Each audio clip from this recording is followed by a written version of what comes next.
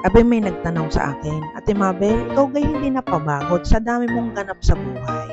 Aba, ay pag hindi ka pa yumaman, ay yun na nga mga kapatid.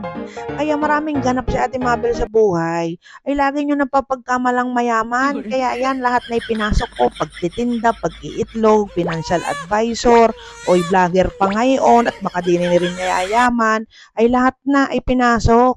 At dahil ay napapagkamalan nyo din naman laging mayaman, ay kailangan gawan natin ang paraan yan, ha? At sa bagay, ay hindi naman din bagay sa aking kagandahan na walang laman ang aking wallet. Kaya iyaan, lahat na ipinasok. O, ay dyan lang masaya ang Ninang Mabel. At tapos may magsasabi pa sa akin ng kasal, ay walang pansabog. Kaya yan, lahat ay nagagawa ng paraan. Vlogger na, financial advisor na, mag-iitlog pa, magtitinda pa sa TikTok, o ano pa, yan, baka akala nyo ako'y mayaman. Lagi nyo na napapagkamalang mayaman, ay mukha lang akong mayaman. Ganyan talaga pag may mga kagandahan taglay, ay mukhang mayaman. Now, yun, kaya ipinasok na, ay hindi naman ako napapagod.